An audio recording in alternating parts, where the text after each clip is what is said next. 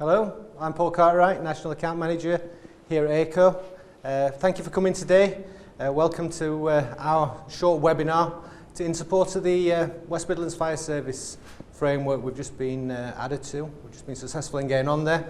So we thought today we'd just introduce you to Aico and give you a bit of a meet and greet with some of my colleagues here today, and a bit of an overview of what Aico are doing, what we're up to, what we're about, and hopefully you'll know a little bit more about us at the end. So I'll go into the presentation and we'll give you a short video to start things off.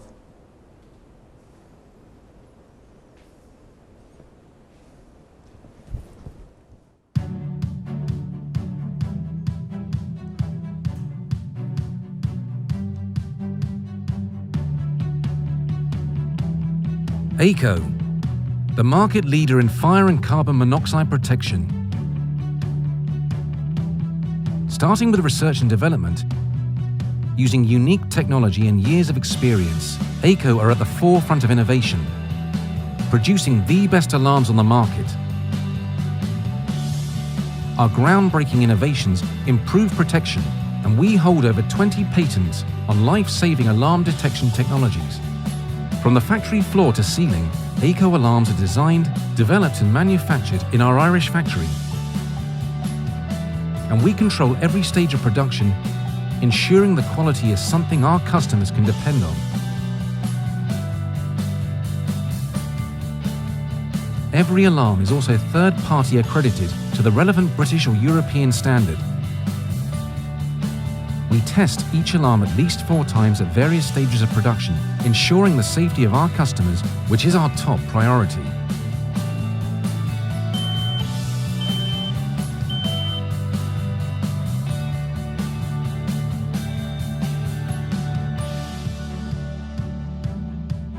Aico's in-house sales and technical teams ensure our customers receive exceptional support. From our expert installer program to our Centre of Excellence, we provide an exceptional level of bespoke training, development and technical guidance, whatever your role. Offering the best aftercare is just something we do. Holding events and conferences within the fire industry, educating businesses on the latest rules and regulations for fire safety.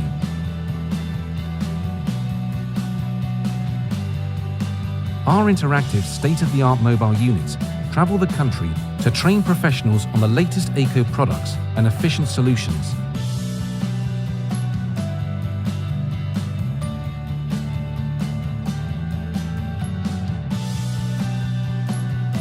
With quality, service and innovation at the forefront, Aico are the market leaders in fire and carbon monoxide protection.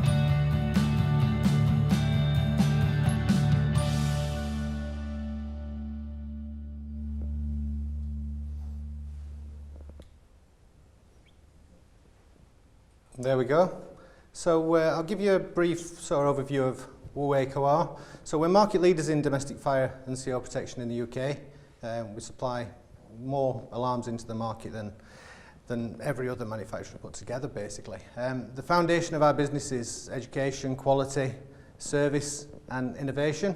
And we were established back in 1990 after celebrating 30 years in 2020. A lot of the work we do is working alongside local authorities and housing associations. We've developed a lot of products in association with them to support that sector of the market. We're very keen to work more with the Fire and Rescue Service now, and we're looking to work with you to develop the products, keep moving forward and making sure people are safe in their homes. We're a top 5 supplier to all national electrical distributors. We will be supplying the Fire and Rescue Service direct for this framework. And in 2020 we sold over 4.7 million alarms.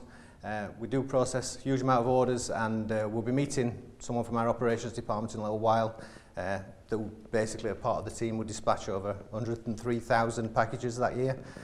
A typical month does see our internal sales team handle over 6,000 calls. We'll meet Emma today, who works in that department, and our technical advisors answer in excess of 1,200 calls. I think that's even more this year already. and our website does receive a huge amount of visitors as well. We do have a separate portal for the fire and rescue service, giving you all the sort of information what we'll be talking about here today as well. We are a wholly owned subsidiary of EI Electronics. They've been manufacturing over in Ireland for the last 50 years, and they're based at the factory in Shannon.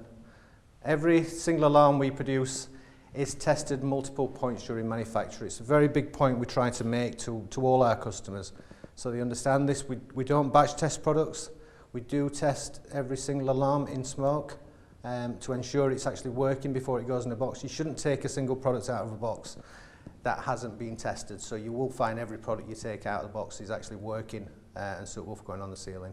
And as you'd expect, we meet all the relevant British standards for environmental quality, health and safety, and we are CPD Training accredited as well now.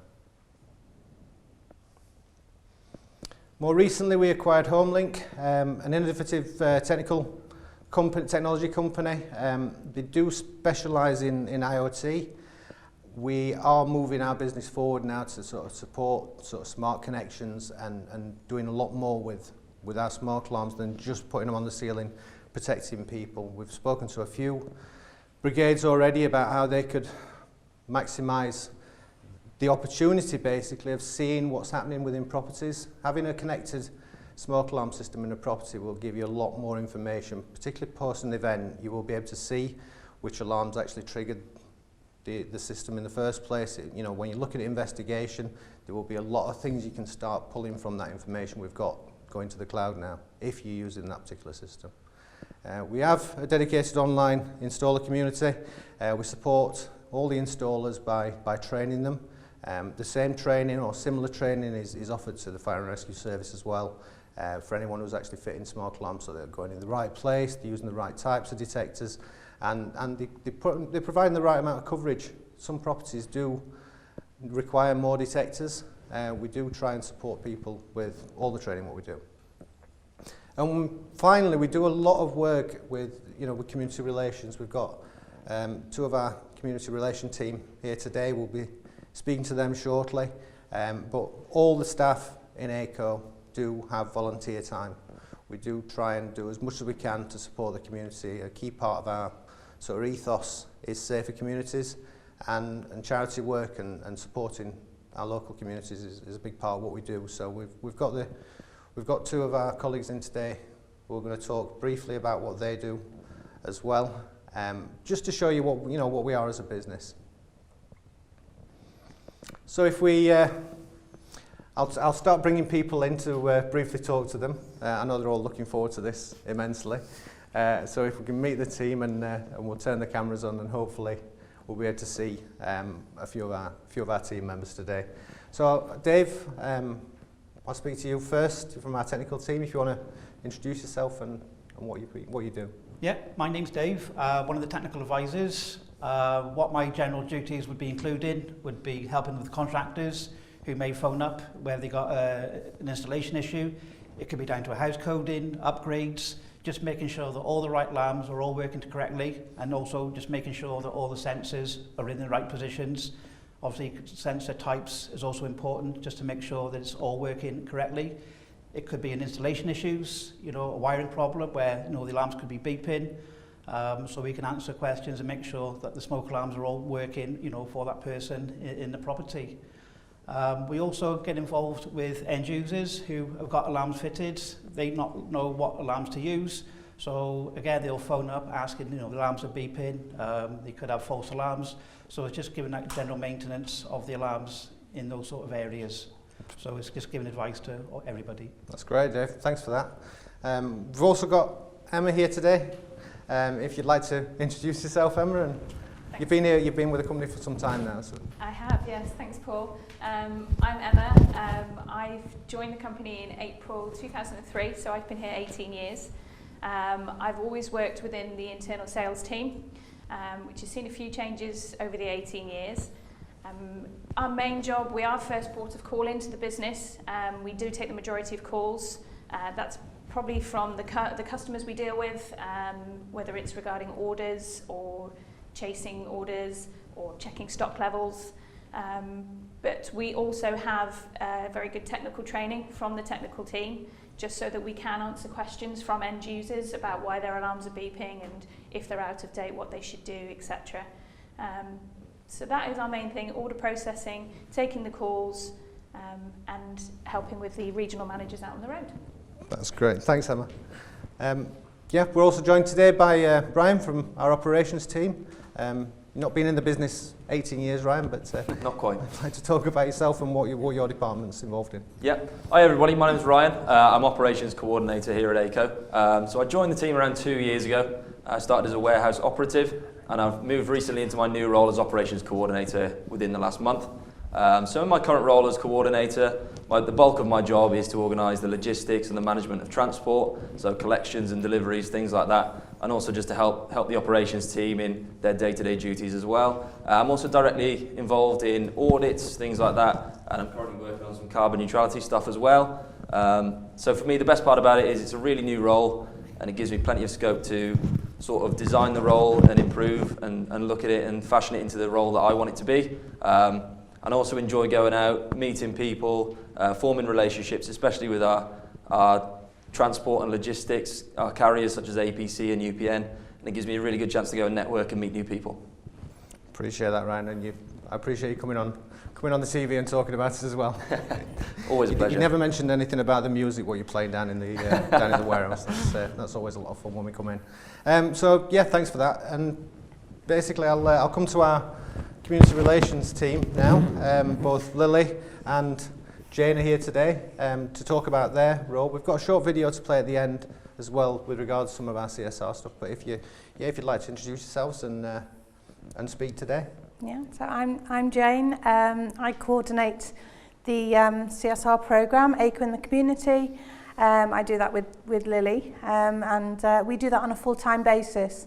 So the program's actually been running for 3 years now, and been really, really successful. It is our full-time role, so we do dedicate our time. The whole aim of the program is to help create sustainable futures and help make a difference. So we focus on 4 core areas in the programme. So this includes education, business enterprise, charity and volunteering. So to go in them briefly, with education we work with schools, colleges, universities to help them with their careers programmes. And like that's been said previously, our whole aim at Aico is to build safer communities, so we want to make sure all the generations, especially the future generations, are educated around being safe in the home. Business enterprise, we obviously want to work with businesses, build relationships so we can make connections. This also includes our environmental side of things and our building and everything that we're doing for that provision as well. Just talking a little bit more about charity work that we do. We've supported charities for many years. With donations provided by Aico, but we do an awful lot more than that. We have a charity of the year. This year it's actually in support of children, so we're focusing on various ways in which we can support children across the UK. And we try to encourage all of our colleagues to get involved in what we do, to help with fundraising, and it's obviously very rewarding for them to get involved and support where they can. And of course, the volunteering opportunities that we have here at Aico is significant. We have 3 days now, everyone has 3 days to volunteer in the community and help where we can. So yeah, very busy. No, we do appreciate everything that you're doing, apart from when you're trying to encourage some of the older team to start doing long runs or long cycles or things like that. That's the one part of the charity thing what I seem to have avoided up to now, at least anyway. Got away with it up to now. Yeah, up to now. We'll keep trying. But yeah, thanks very much, Jane and Lily, for that.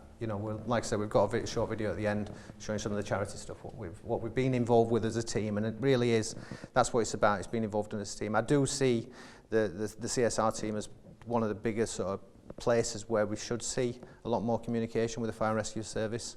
We're doing a lot. We want to do a lot more. And the fire and rescue service are the closest to the sort of end users, the people we don't necessarily see. We have a lot of contact with landlords, a lot of contact with social housing and installers, not necessarily the end users so much, and we want to do a lot more of that. So if we can, we're looking for the fire and rescue service to support, to help us do that, and we're here to help them in their sort of mission to do that as well. I'll bring Dan Little, our National Sales Manager, on now just to talk a little bit more about the further support we can offer. Yeah. Thank you, Paul. My name's Daniel Little, National Sales Manager here at Aico. It's really great to be speaking to you today. The section that I'm going to be talking about is the further support that we can provide as an external team. So my role is National Sales. I work alongside Paul, who is National Accounts. We've also got a Sales Director, who's Steve Trafford.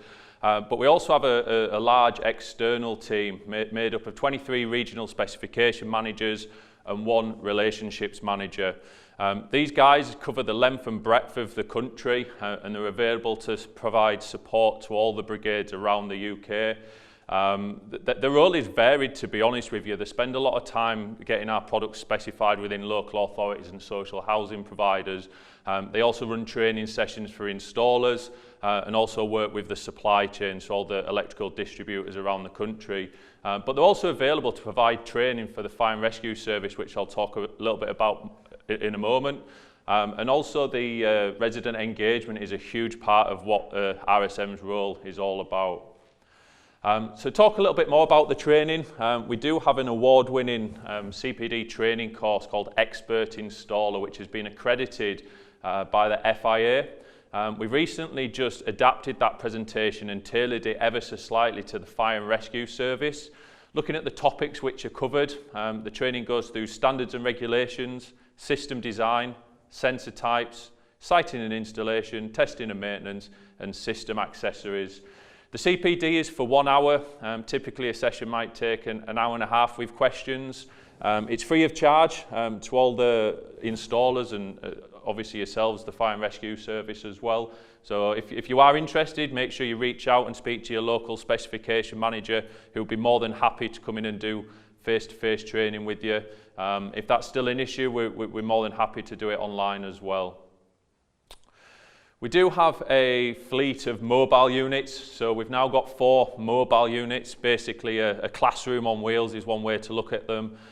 We've got 3 which extend out, so we can fit up to 12 under normal circumstances, but it will be a reduced number when they come out this summer. And we also have a smaller unit which is really designed for inner cities where we've not necessarily got as much car park space.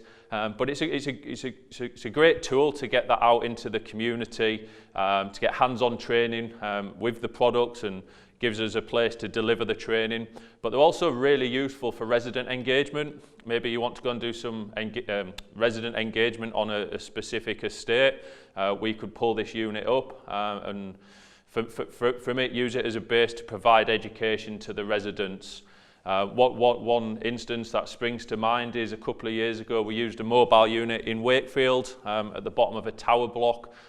Working alongside the West Yorkshire Fire and Rescue Service, we parked the mobile unit in the car park of the fire station, which was at the bottom of this tower block, and we were able to provide a full day of resident engagement for people within the local community.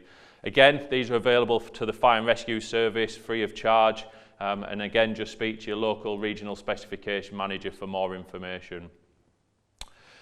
We do have a centre of excellence, so this is based down in Oswestry in Shropshire, where our head office is, and you'd be more than welcome to come and use this space. If you want to come and find out more about us and come and have a look at the studio where we are today, you'd be more than welcome.